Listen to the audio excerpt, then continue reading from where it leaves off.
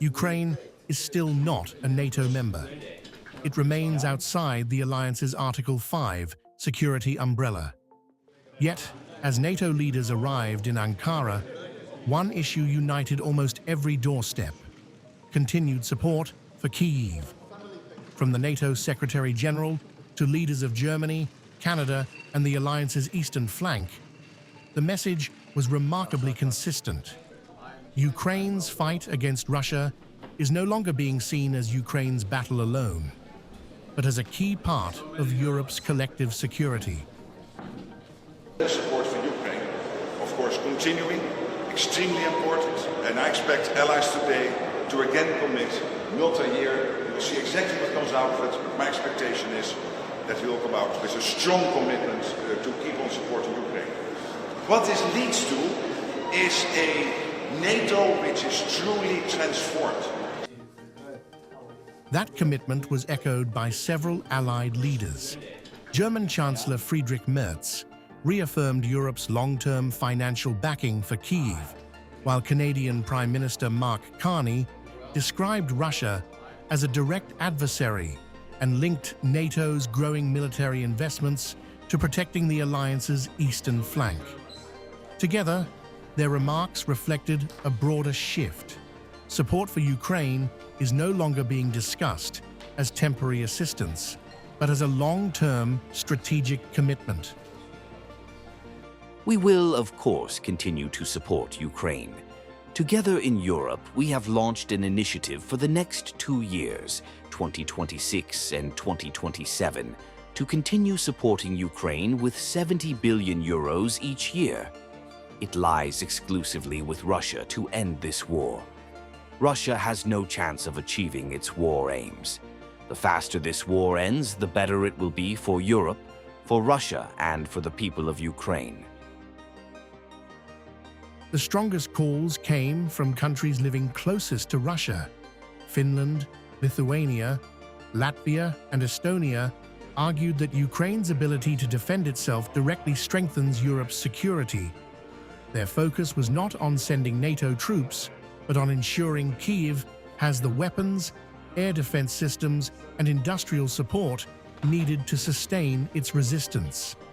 For these frontline allies, helping Ukraine today is viewed as preventing a wider conflict tomorrow. I think there are two issues that we have to look at with Ukraine right now. The first is that from a military, financial, and political perspective, they're doing better than at any time during this war.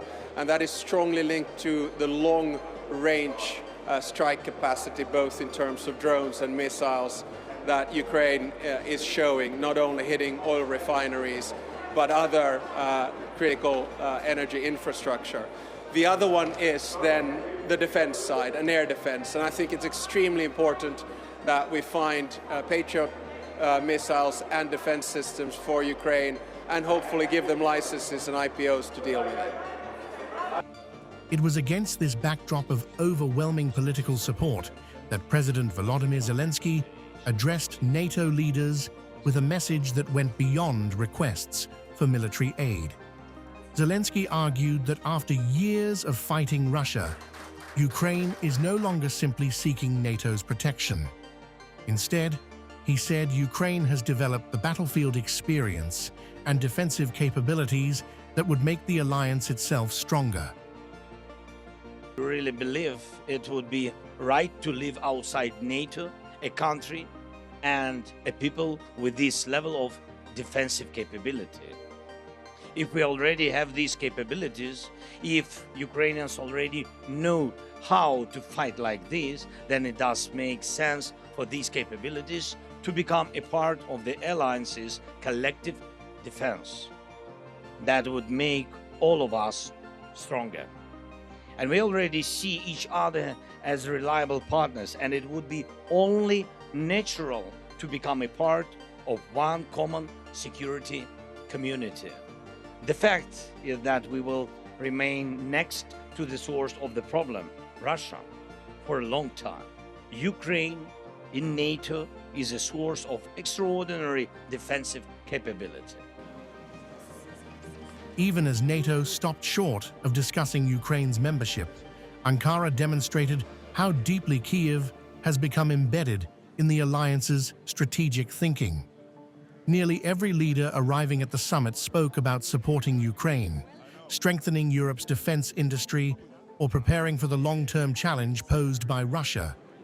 Ukraine may still remain outside NATO's treaty framework, but the message from Ankara was unmistakable.